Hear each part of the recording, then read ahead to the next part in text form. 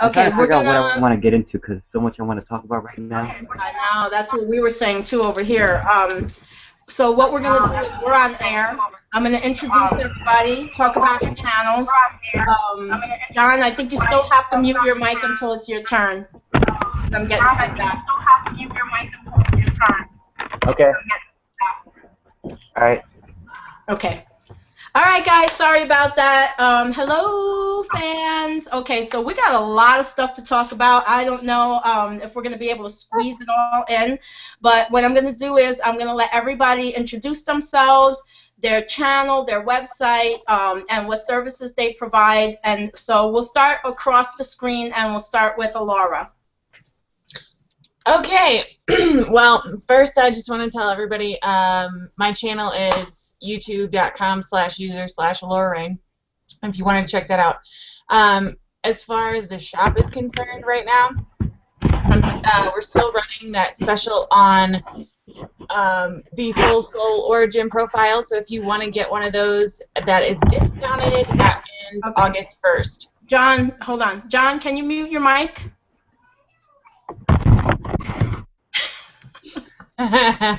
Sounds like somebody's getting beat up over there. All right, go ahead. I'm sorry, Allorah. That's okay. I was just going to say, if you wanted to get a 15% off deal, that ends August 1st, so just go to etsy.com/shop/arcanewisecraft, and then when you check out, type in the code Atlantis, and you'll get 15% off of a full soul origin profile. And I've had a lot of people already, so take advantage while you can. Yeah, and I saw somebody did a really great testimonial for you, right? That was actually Jen Embers. Do you guys know her? Yeah, I've heard of her. Yeah, she does a lot of intuitive readings and stuff. She was so funny. She needed it like that day, and she was like, "Can you please?" And I was like, "Yeah, no problem." And yeah, so that was her. And yeah, I'm really. Oh, she's from Broom and the Moon. Yeah. Oh, okay. Oh, I love her. I love her. She's freaking awesome. That girl's hot. Okay, so then next is Daya. Daya, tell us a little bit about your website and what you're providing. My website is Oris Oasis, and the YouTube channel is the same. I do higher self channelings, well, spiritual channelings. I do astrology analysis, not a full astrology chart, but I'll look at, well, if you want that, that's something totally different. But I look at, you know, relationships, money, are the two, money analysis, relationship analysis, are the two ones I'm offering with that. And then, she threw me off. And then, you know, I do oracle readings, and I also do spiritual counseling.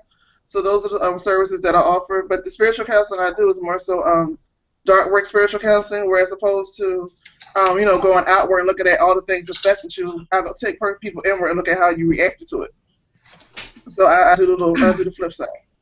Well, and then when we did the healing event, that healing ceremony, you know, we spoke with all three of the women who got charts from you, and they were just like, oh my God, that was like so amazing. You were so on point, and they were so happy with it because they asked specific questions, and you gave them, through the chart no less, you gave them specific answers in the mini chart. And I can only imagine if you did a full chart, that would just be off the hook. All right, so then John's next. What's up, everybody? You guys already know me. My YouTube channel, I'm getting it started up. It's El Mago Blanco, ELMAGOBLANCO 35. Just type it in one word and you'll find me there. I am an alchemist. I do high magic, and I'm more like, you know, more towards into like the occult side of things. So like I'm more into like magic and that type of stuff. But yeah, I mean, that's pretty much who I am. Like I said, El Mago Blanco 35. Find me there. I have a lot of more videos coming up, so just watch out. All right, cool. Well, I mean, we always find everything that you talk about, I find anyway, personally fascinating because somehow it ties into what we're doing. And then, Marion, we're just introducing everybody. Quentin's next, and then any specials that you have going on your channel. You know, you can talk about that or what you're doing. I know you have a lot going on. So, Quentin, just tell us. I know you just started a channel and you just started doing videos. Yeah, hi everyone, I'm Bravehawk.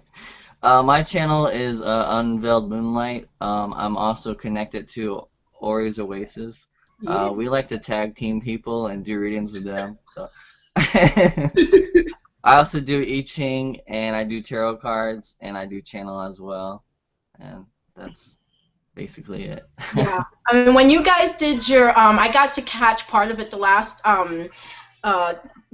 full moon event that you guys did, and I felt that you were way, like, so right on point when you were talking intuitively, when you were just going with it without anything else. I was like, oh, and I think that a couple of the other people who were on commented and said the same thing, that, you know, just what you were saying was just really on point. So that's definitely what I would go with.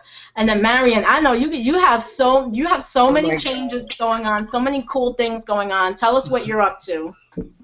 Oh my gosh. Okay. Gosh, I'm learning so much about crystals right now. It's like there's like so many different levels. I'm working a lot with the crystal skulls, and this full moon, you know, I can't sleep during full moon, so sorry I'm late. I was like, oh my God, it's 11 o'clock. So what I did was I got a new Merkaba, and I did a meditation with the Merkaba and the crystal skull. And what happened was it started showing me all these past lives, but like I was a witch doing, you know, getting the water treatment in the chair, and then I was a little boy running from the Vikings, and I'm like, oh my God, why are you showing these horrible things? You know, what is this? Why do I have to know this? And it was all about comforting that myself in those lives, basically, comforting and releasing the fear.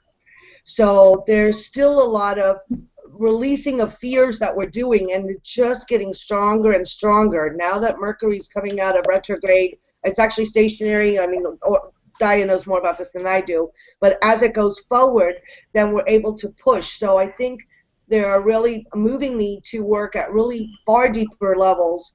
I'm doing a lot of starseed origin connections, a lot of the soul connections, you know, with Allorah, yourself, and I, and now we're working with somebody new, and really finding about our purpose here as starseeds, and our purpose here as these old souls from Atlantis and Lemuria, about healing this earth, and in turn healing not only the world but the universe.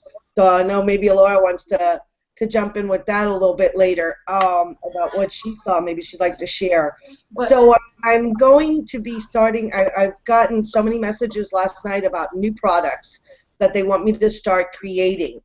So next month is my anniversary month, and of course Debbie and I will be together. So I'm really being guided. Debbie doesn't know this yet, but this is what we're going to be doing. We're going to be doing candle ceremony with the skulls at these sacred sites that are here in Miami, which were found when they were digging up some places in Brickell Avenue in downtown, and they found these Tequesta Indian circles, and one is a burial ground.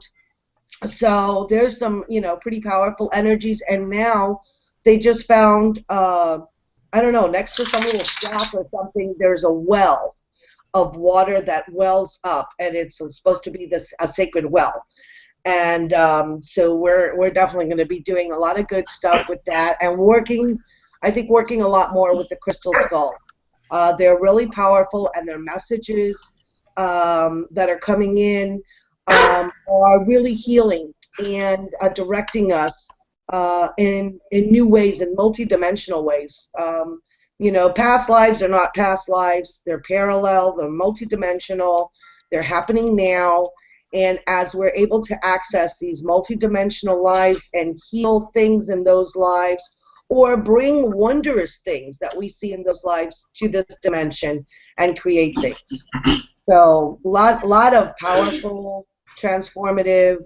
I'm sure I'm gonna have like a giveaway, and we're gonna have interviews. So wow, Okay, so What? talking about it already. Sorry. Oh, speaking to the group. Damn it. All right, can you guys hear me? Yeah. Yes. I got like 10 things going on over here. It's just anyway. So, but always the Marian, talk about because I know you updated your website, you changed services a little bit. What did you add to the website? Well, I just tried to make it a little bit more user friendly, and you know, I broke it down into all the services. I broke it down into the Akashic readings, which are 30 minutes or half or an hour. Of course, the rainbow energy healing readings, and then I have a list if you want specific areas of your life, like karmic readings. So karmic meaning twin flame, life purpose, or prosperity and abundance. And then, of course, I just decided to add several different tarot and oracle card spread readings. So I kind of have like a price range for everyone. So the least expensive is like a 1111, and it's a 1 question 3 card reading. And then we go from there. We go 5 card readings. I'm also doing a very special angel card reading, specifically using the Angels of Atlantis and the Angel Heart Sigils by Stuart Pierce, because you know they just have amazing energies. And then my main focus that I've been trying to give out and as a special is my monthly subscription. The monthly subscription is only $70, but it includes a rainbow healing, a karmic path reading, and the people will get weekly updates, like specific to them from the Akashics. Like I'll send you a little email with, you know, what you could expect this week, or what you need to focus on, or what you need to work on.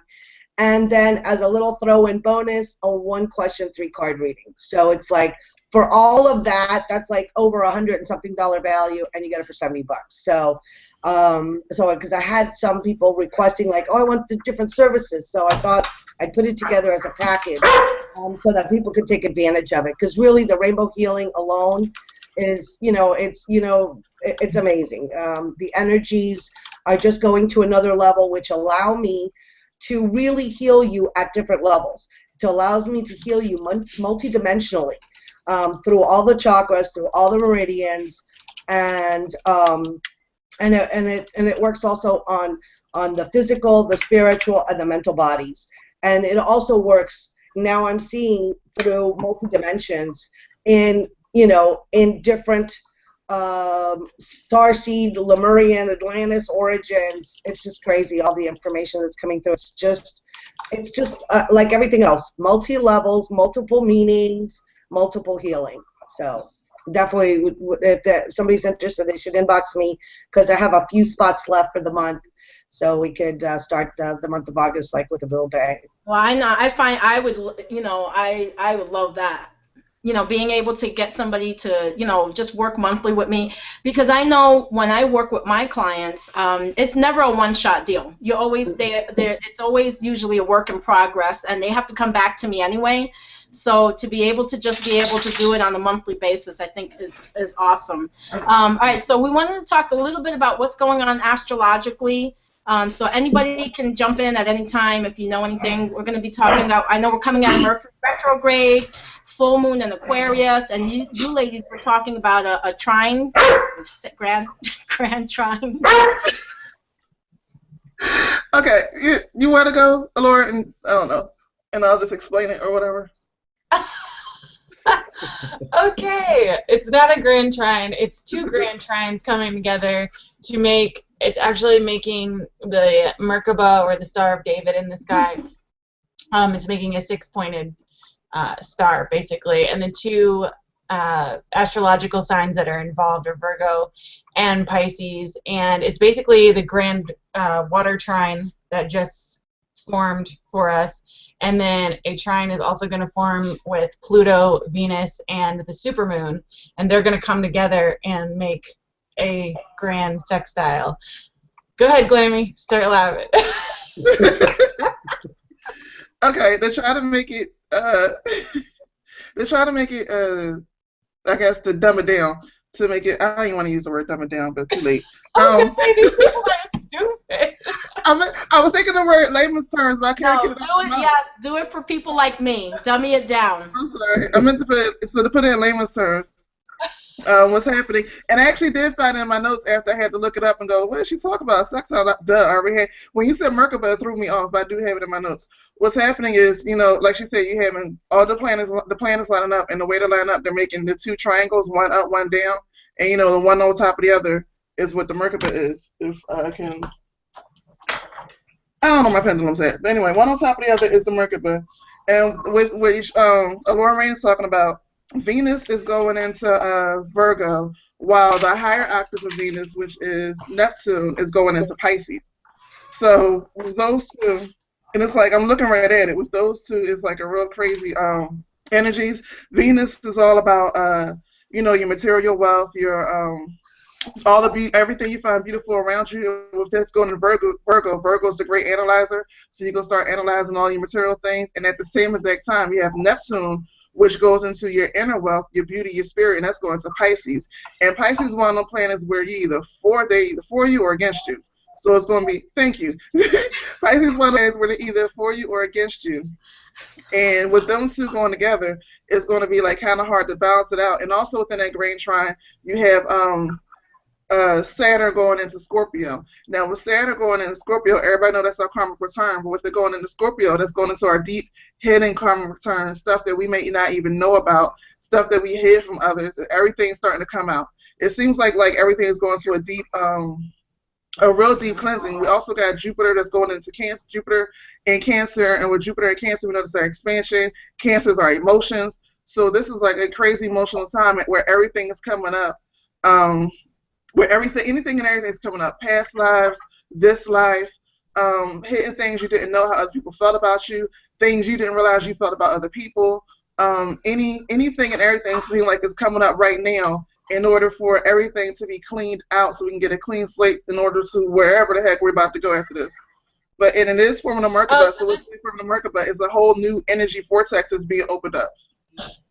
So you mean this is why people are things are coming up that were repressed?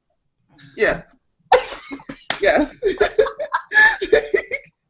Like yes, all this stuff is coming up. Then you got the full moon. The full moon's actually not going to be in Aquarius. It's going to be what they call void of course, which means it's going to be in between two signs. So the full moon's actually going to be between Capricorn and Aquarius. So you have both of those energies in the full moon.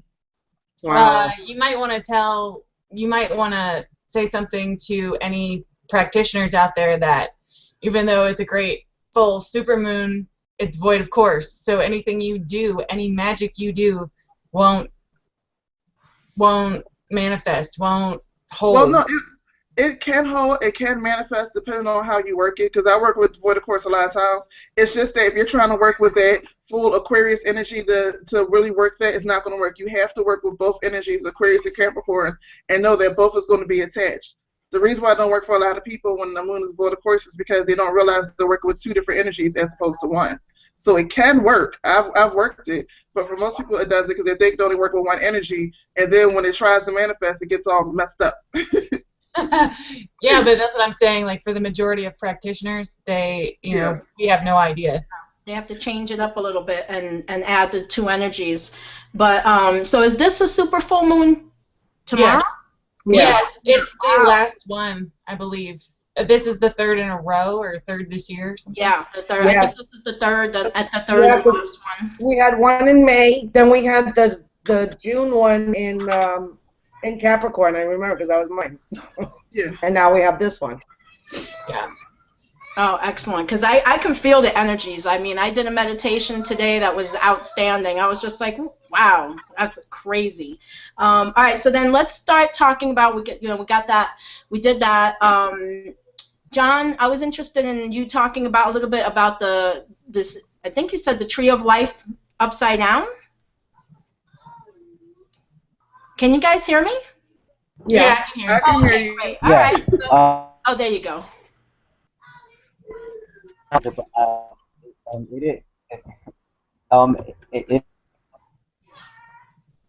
It in order, to know about Basically, I'm gonna get into quarantine and how this is gonna fit into the reverse tree of life. Basically, like if you watch the last hangout, I talked about quarantine and like how like there's like a little shield over Earth. Um, this this computer doesn't have a webcam, so I can't really show you, but I'm gonna try to explain it the best way I can. But basically, it's like a little shield over Earth, and it basically stops the higher forces, the lower forces. Now, basically, what that has to do with as time progresses, it will lift. I mean, as we speak now, it already is lifting, um, and a lot of more negative energies have slipped through, as we could probably tell. But bit of it is like you do have good and bad, but the thing is like I know I said this in the last time. It's better to start preparing for stuff now and start getting yourself spiritually ready now, and just start taking things more seriously now than waiting for like a big drastic change, because I know that's what a lot of people want to see. And in reality, that's not what you want to see, because that's when stuff is already going to happen. So you should always be prepared, spiritually and physically, because physically, we are going to probably have to learn how to survive, because we may not have the option of going to the store and getting groceries and stuff. So it's good to sharpen up on your survival skills and things of that. When it Well, comes to John, hey, hold on, evolution, John, wait, like John. I said, it does block higher and lower forces, but it's also just different energies in general. If you do your stuff right, Uh, yeah. Yeah, I wanted you. You're talking really fast, so I want to kind of explain what you're saying. So the last time that we were on, you talked about this quarantine, and and the beginning of it. So kind of backtrack a little bit and explain what the quarantine is, and then we can get into talking about like what you think and what we were talking about is possibly going to happen with having to get supplies and things like that. So what exactly is the quarantine?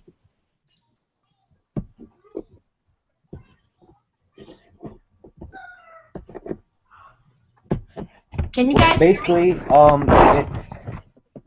it's like force field over that it was mainly put there for our evolution, but it's supposed to help us grow with our evolution. But as humans now are not really taking our evolution seriously, so that way now it's more like a prison than more like a for them to help us. But basically it's just there to keep you there, so that way you can realize what you've done in past lives and past regressions and things of that nature. Actually set like when you die in this lifetime, if you get all your energy together, and if you can keep your memories, that they're supposed to actually take you into a higher realm. And which immortality has to do with quarantine as well, because when you're immortal, and if you're very good high level immortal, most immortals can keep their memories after death. So this has to do a lot with the physical life and the afterlife, because a lot of people when they die, and the reason why they keep reincarnating as different people is because the fact that their electrical charge is not high enough, and they probably can't keep the memories. That way they can't actually ascend to a higher realm. So they come back into this realm trying to learn the past progressions, things of that nature. That's why it's good to um I know Allorah had this exercise where clear up past karma and stuff like that. I recommend people to start doing that, because that actually will help, because you're gonna need that type of stuff for to clear out your energy and for you to actually ascend into a higher up, and to be able to maintain bigger energies inside you. Because a lot of people think that the Harry Potter stuff is just make believe. In reality, it really isn't. It's just people who do that don't go showing it off, and they have a Right. higher level of energy than a normal average person. That's the real key. People who do that type of stuff are not gonna go in Walmart and be like, hey, look what I can do. Like they don't do that. Okay, so I'm gonna try to sum it up. But Let me just explain what I think you're trying to say. sorry, you were talking. Okay. Sorry, So no, what you're sorry if I. saying is that the quarantine is basically making everybody have to deal with their karma and deal with everything that they keep reincarnating and not learning the lessons and not getting it right, and so therefore they're not getting it. But the quarantine is making people have to just face it, so that we can all kind of just start getting to a higher vibrational level by handling our karma. Is that right?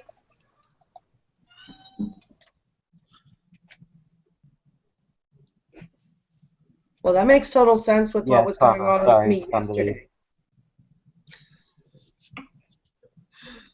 Sorry, John. Okay, John, go ahead.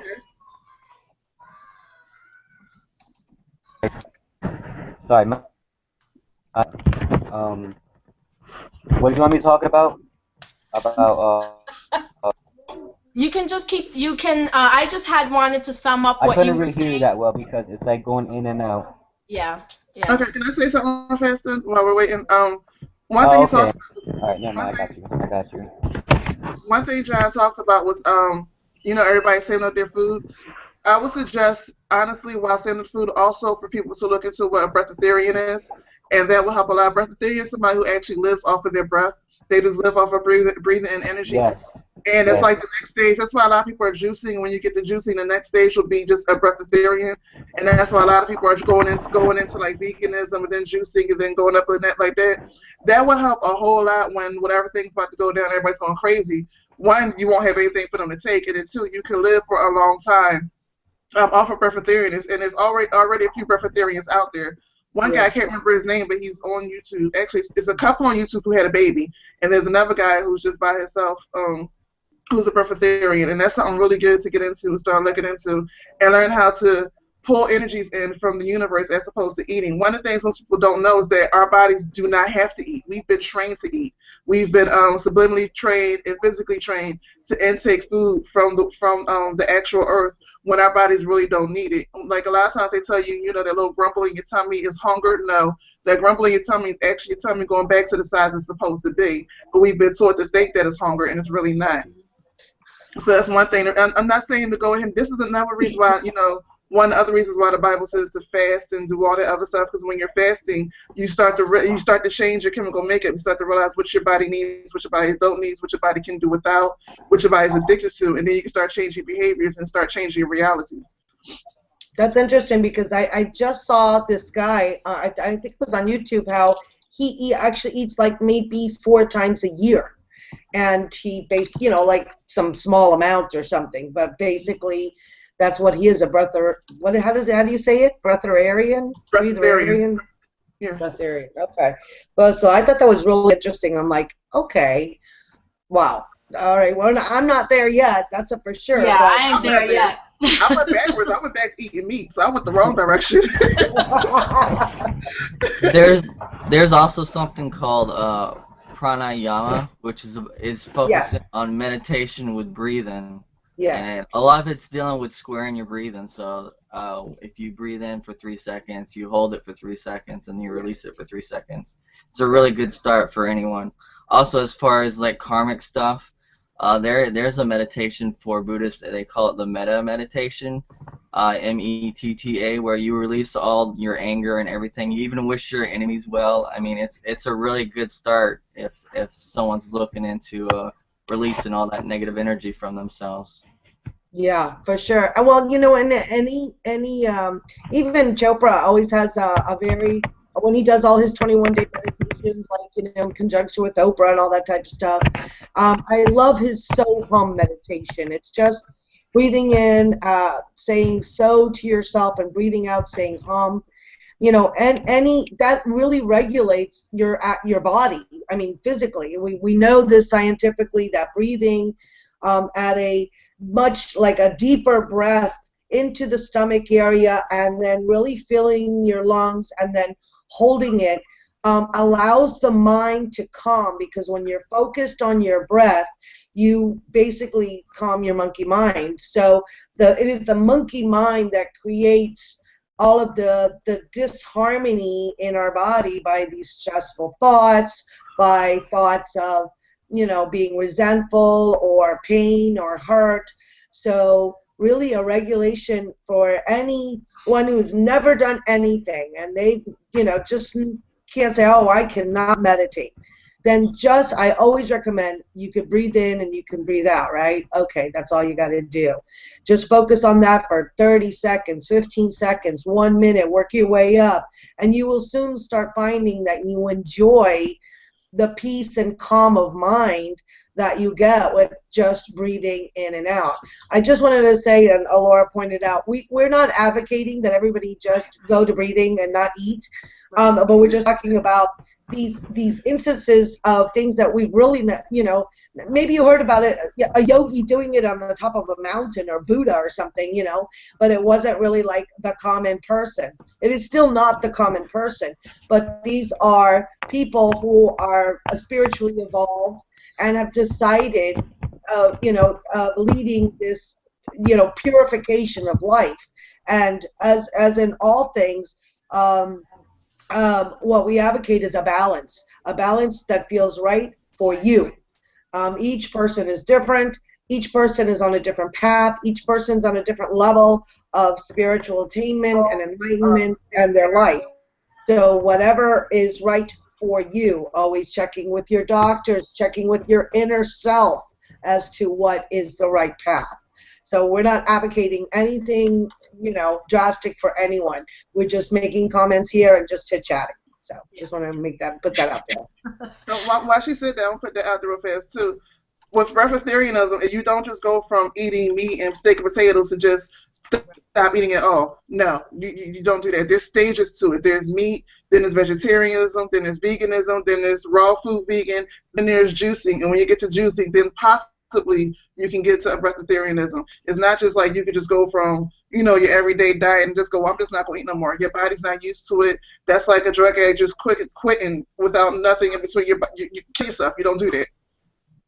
So yeah. I just love doing these talks because I've never heard of that, and it's fascinating to me because it makes total sense. Not that I'm gonna do it, but it makes sense. John, we're gonna get back to you, but I wanted to give other people a chance just real quick. Allorah, did you still want to talk about? We were kind of talking about a little bit about the angels and.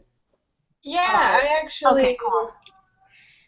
No, I don't know. I just wanted to talk about the other angels because, we hear about, all the time in our, spiritual path, we hear about the same four: Michael, Gabriel, Uriel, and Raphael.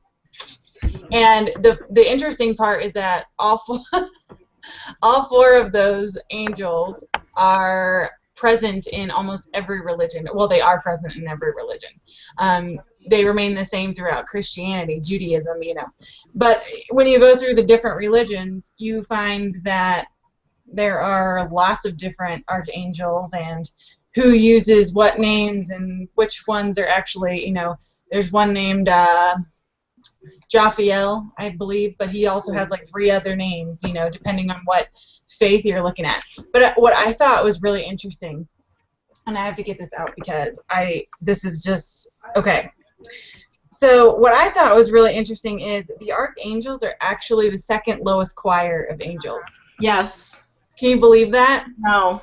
I heard that too. So the way the angel choirs go, there's 9.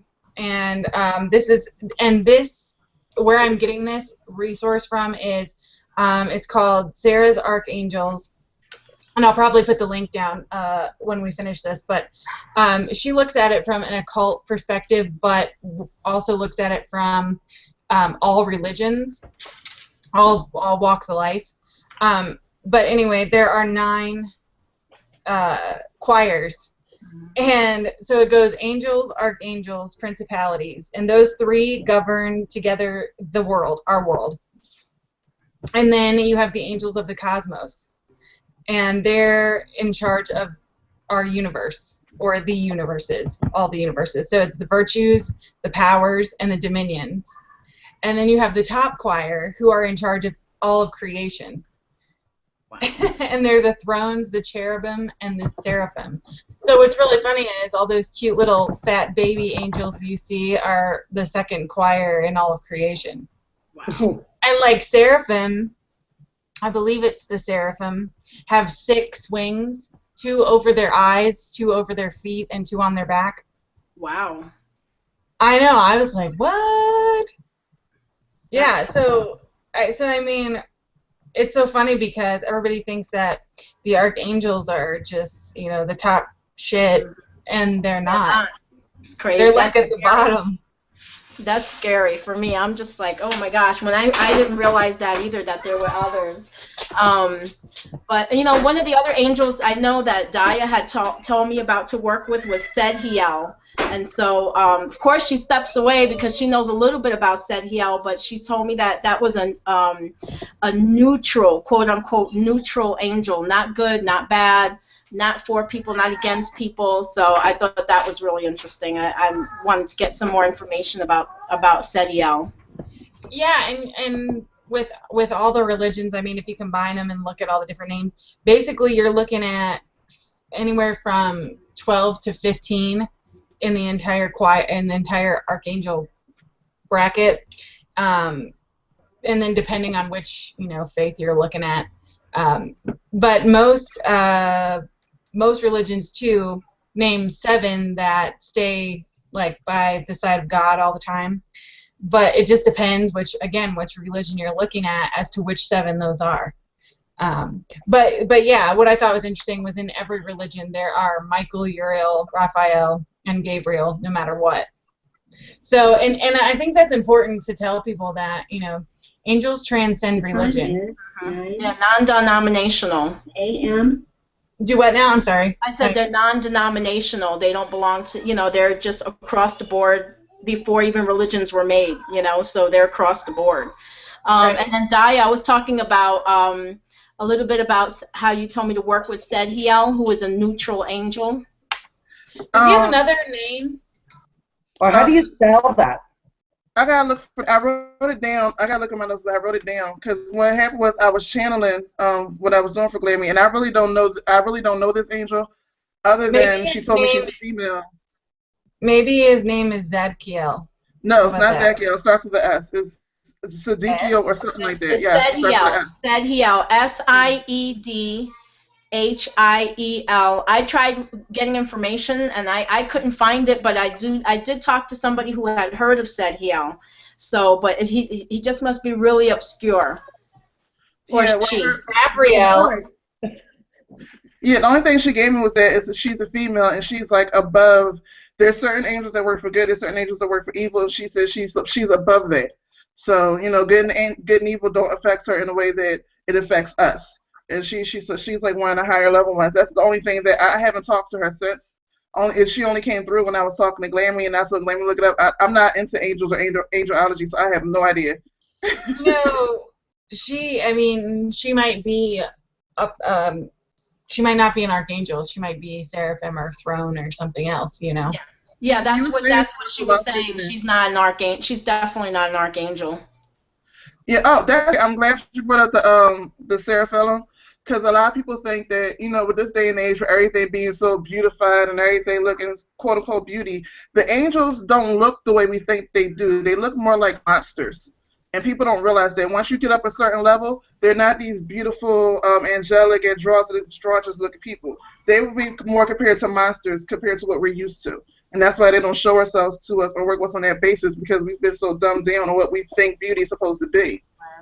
So since we've been desensitized to what things actually look like, they don't really show their true nature the way they are. They really look like, and I know it sounds evil and mean, but they're not the beauty standard that we have set for ourselves today.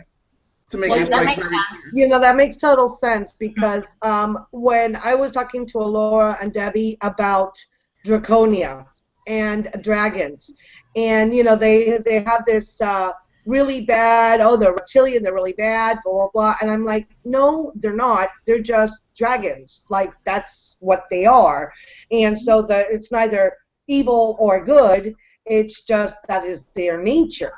So we're judging from our own perspective versus a global view of that we are all different and that we are just, this is just the way the element of that particular race of beings are. So we cannot judge them from our perspective here on Earth.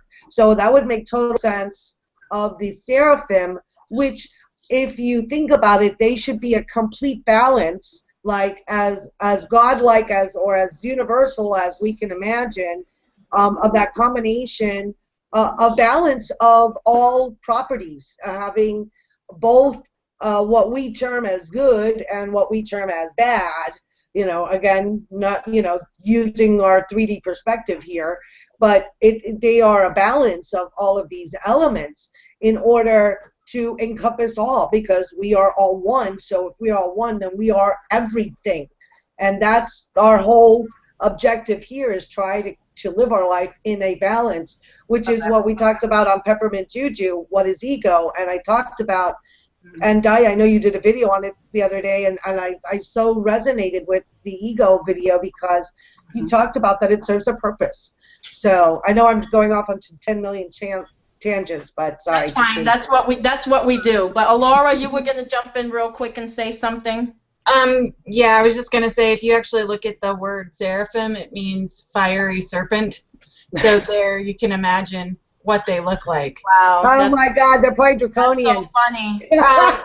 And you know, another thing that's really interesting is, you know, guardian angels. People talk about the angel by my side and all this stuff.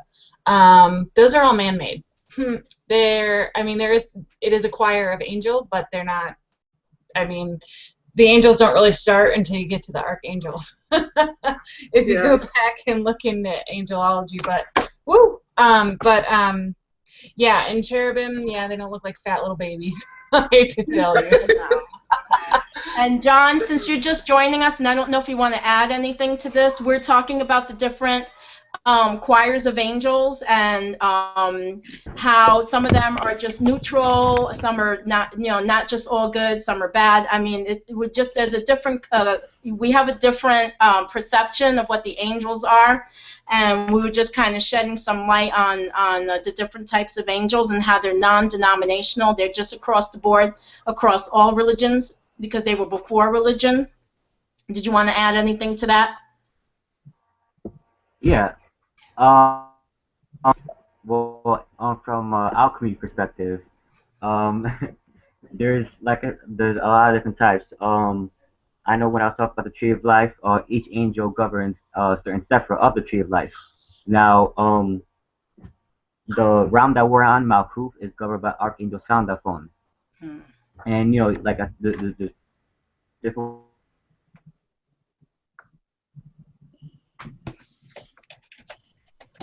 top one. Well, he is the top one at keeper, but there's obviously ones that are above him. With those, against like I said, there's different levels of angels. There's certain angels that people may think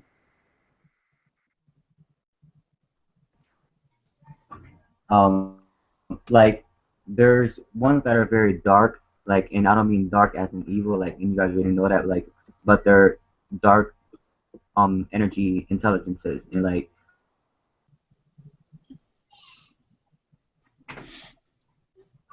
they're not negative at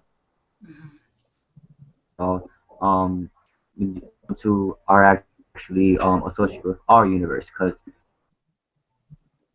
if you look at our universe, we don't live in a white matter universe. We live in a dark matter universe. And if you go into space, what do you see? You see a lot of darkness. That's because that has to do with the dark terrestrials. A dark terrestrial is the angel who created our specific universe. Now you have the white terrestrials, which are a bit different, which are more towards the masculine side, I guess you could say. But the white terrestrials are usually more associated with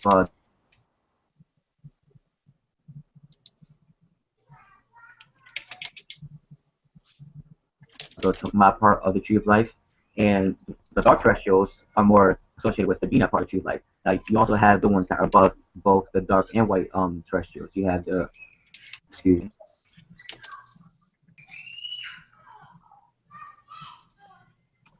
that, but you know, those will be called the keys reals, which are associated with the keys part of the tree of life, and those will be violet energy intelligence. I mean, they can't take physical form, but the thing is with those angels, most even perceive them or even know about them, because those type of angels don't even like interact with us like at all. Like right now,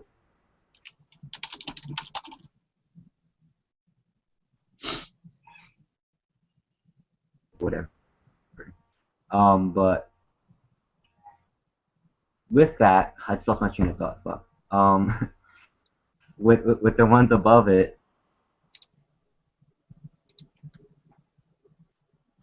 um, the higher keepers, and then there's the higher version of the higher keepers. Now,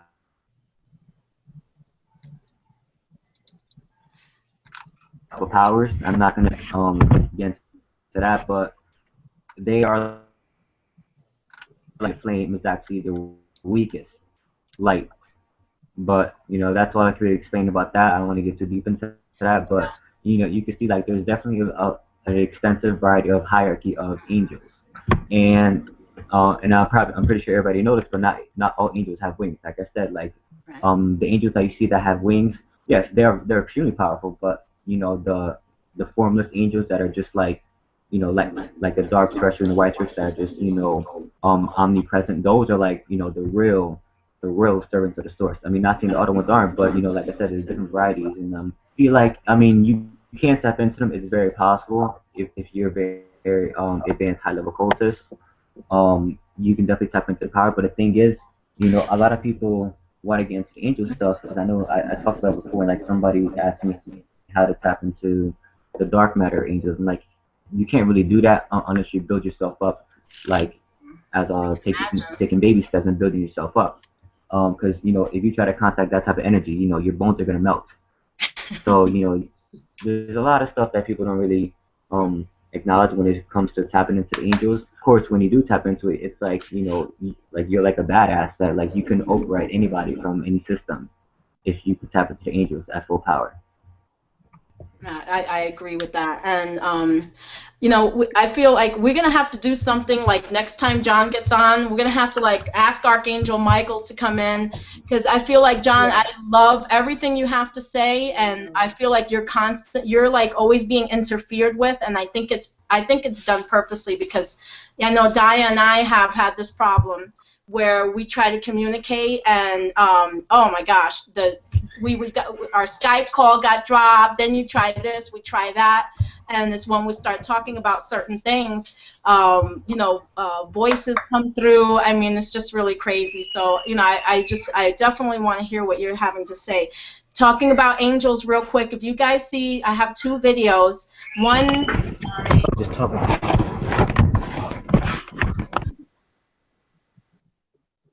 Okay, one I named Angel Orbs, and if you look at that video, you'll see orbs coming through there. Sorry. We all know how kids is, girl. Ain't nobody worried about that. Anyway, I have two videos with angel orbs, and it almost looks like little flashes of wings, but they're really just energy signatures. There's that one, angel orbs, and then no doubt. And then the other one is the one I did for June 3rd to June 9th. You can see something come across the screen in front of the cards and then go that way. So really, really crazy. Well, anyway, well, I just wanted to say real quick, because angels, for me, it makes me nervous, because I don't think most of the population realizes what what they really are. Yes, and I don't think they understand, like, calling on the angels, like, I don't know, I want to say it's just as serious, if not more serious, than calling on elementals. Like, you know what I mean? Like, when you call elementals into your circle, like, there's a specific way to do it and all this stuff. And most practitioners are taught about that, because, you don't want to have an elemental loose in your house and, blah, blah, blah. But at the same time, it's like, you're talking about calling in Archangel Michael. And though he's, like, really protective, like, Archangel Michael is, like, he will smite. Yeah, he's fierce. Most people don't know that Archangel Michael is not light. He's actually neutral, and most people don't know that. So when you call on him, he may smite you at the same time, and he's smiting whatever else. Exactly. So I don't want people going out there just like, I'm gonna call on Angel so and so, and then they do, and then something not good happens, and they're like, I don't understand. And you're like, well, oh, and second of all, Marianne, just real quick, when you were talking about draconians and all that stuff, I've actually, somebody else brought this up to me yesterday, I believe, and I've decided that I need to just do a video series on the different races of extraterrestrial beings and the politics behind extraterrestrials, because one thing everybody needs to understand when we're talking about extraterrestrial beings is they have very similar problems as humans. They have very similar political and social structures as humans do. So, you know, this idea that they're all love and light and we're going to all ascend into, no. No, that is not how it is. I mean, I completely agree with you, because I tried telling somebody that, and that I'm sorry that there are, you know, that there are levels, and there is a hierarchy for certain things, and you know, and they got upset. They were like, and people no, don't want to hear it. People don't want to hear it. And they don't want to hear that there's politics, that there's egos. Yes, they have egos. And I was shut down, and I was like, okay, you know, that's you know, it makes sense to me, but you know, whatever. But yeah, I'm gonna have to shut this down, guys. My kids are going nuts. Is there anybody who wants to say anything last minute that they need to bring up or talk about? Blackhawk. You're all good? Anybody? All right, guys, we'll have to do this again in another couple weeks, and I love the way that this goes, because we never know what the hell we're going to talk about. We know what we're going to start out with, but we don't know what we're going to end up with. So awesome. All right, guys, I'm going to end this. It's going to be the awkward moment here.